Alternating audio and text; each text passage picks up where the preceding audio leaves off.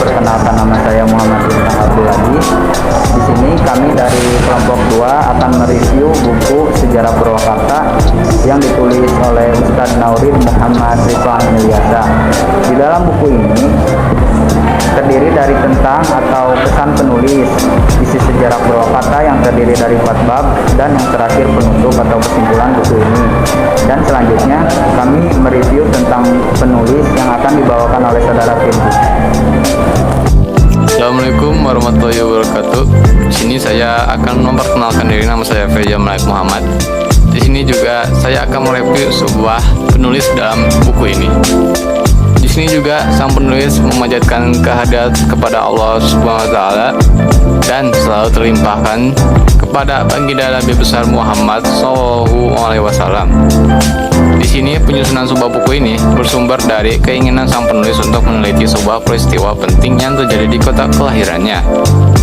Rasa penasaran untuk menelusuri jejak sejarah Purwakarta ini bukan hanya tertulis dalam buku yang ada pada pembaca saat ini.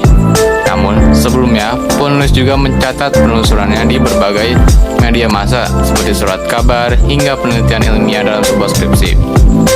Bagi penulis, sejarah awal Kabupaten Purwakarta ini sangat menarik sebab di dalamnya terdapat polemik dari para tokoh sejarah baik lokal maupun nasional. Penulis berbicara demikian, memang itulah fakta yang terjadi di kalangan para ahli sejarah dari sejak awal kemerdekaan negeri ini hingga sekarang.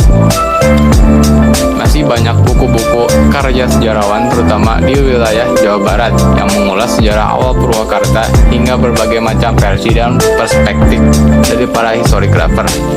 Bahkan di berbagai kantor dinas di Kabupaten Purwakarta memiliki catatan sejarah awal Purwakarta dengan berbagai versinya masing-masing. Pemerintah Kabupaten Purwakarta sendiri telah berulang kali merevisi rekap sejarah Purwakarta untuk yang kesekian kalinya. Bahkan pada tahun 2015 lalu, pemerintah setempat bukan hanya merevisi buku tentang sejarah Purwakarta, tetapi juga membuatnya dalam bentuk komik sejarah untuk bisa menarik perhatian bagi para pembaca yang masih muda. Pertualangan penulis saat melakukan langkah awal pencarian sumber sejarah memang tidak sesulit dan serepot seperti para peneliti sebelumnya yang menghabiskan waktu berbulan-bulan dan menghabiskan biaya yang tidak sedikit, karena memang sumber heuristik yang penulis miliki sebagian besar adalah milik para sejarawan Purwakarta terdahulu yang membahas topik yang sama. Seperti perkataan Profesor Sulasman, guru besar ilmu sejarah UIN Bandung.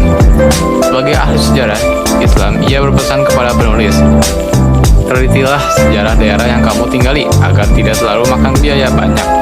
Perkataan beliau memang cukup memotivasi, dan meskipun demikian tentunya setiap peneliti sejarah memiliki perbedaan dalam menginterpretasikan sebuah sumber sejarah.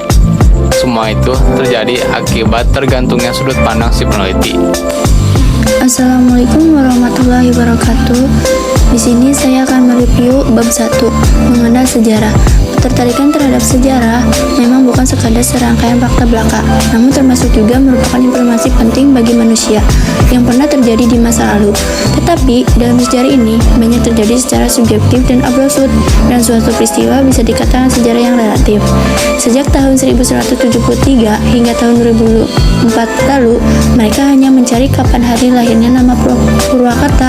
Padahal sejak sejarah Purwakarta masa periode Karawang abad ke-19 Masehi, masa peristiwa penting di Purwakarta masa periode Karawang tahun 1830 sampai 1832 Masehi, faktor tersebutlah yang menjadi penyebab utama lahirnya Purwakarta. Seorang sejarawan, pemerintahan Indonesia mengutamakan kepercayaan seseorang terhadap pendidikan formal yang ditempuh. Contohnya, seseorang yang lulus di dunia akademis sebagai sarjana pendidikan akan diutamakan menjadi seorang guru. Modal utama menjadi seorang sejarawan adalah keterkaitannya seorang terhadap sebuah kisah manusia ataupun sebuah tokoh yang pernah hidup di masa lampau. Izin memperkenalkan diri, nama saya Awalia Azhara, akan mereview bab 2 tentang mengenal Purwakarta periode Karawang abad ke-19 Masehi. Wilayah administratif. Pada abad ke-19 Masehi, di daerah Peringan sering sekali sebuah pusat pemerintahan dipindah-pindahkan untuk kemudahan pemerintahan kolonial Hindia Belanda. Dalam mengatur wilayah administratif, kewilayahan tersebut dipimpin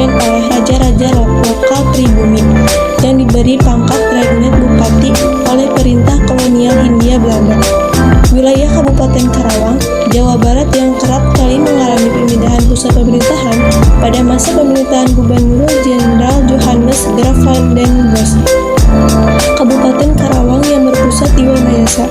Masa itu kembali mengalami pemindahan ibu kota. Para sejarawan, pemindahan ibu kota sekaligus awal sejarah berdirinya Purwakarta berawal dari keinginan Bupati Karawang asal Bogor bernama Raden Tumenggung Winata yang menjabat pada tahun 1829 sampai 1849 Masehi. Izin memperkenalkan diri, nama saya Sipan Warama Yasin, ingin mereview buku yang berjudul Bab Ketiga Peristiwa Bersejarah Karawang 1830 sampai 1832 yang tercatat.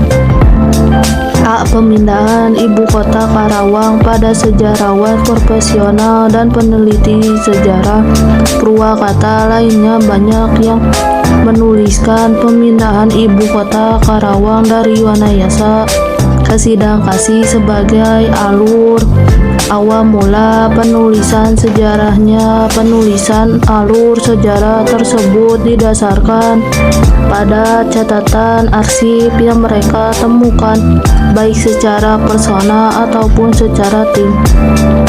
Terdapat dua versi yang menuliskan pemindahan ibu kota Karawang itu. Kedua versi arsip naskah tersebut adalah bersumber dari versi pribumi dan pemerintahan kolonial Belanda. Assalamualaikum warahmatullahi wabarakatuh.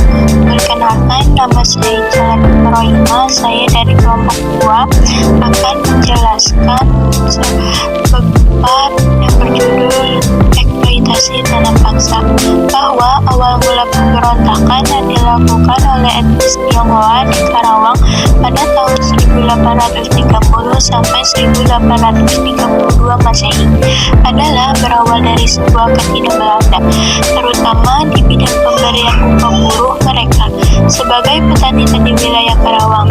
Sebalikannya, perencanaan pemerintah kolonial Belanda menarik para pegawai dengan upah minim untuk program tanam paksa memang terbilang sangat berhasil. Nah, itu tadi isi dari bagian buku sejarah Purwakarta yang terdiri dari 4 bab. Yang pertama itu tadi yang sudah dijelaskan tentang penulisnya, siapa nama penulisnya, dan lain-lain. Terus yang kedua, isi-isi dari buku itu yaitu terdiri dari 4 bab tadi. Nah, dan di sini dapat kita simpulkan bahwa di dalam buku ini sejarah Purwakarta dari mulai tanam paksa sampai berdirinya Purwakarta. Cukup sekian dari kami, mohon maaf bila ada salah. Wassalamualaikum warahmatullahi wabarakatuh.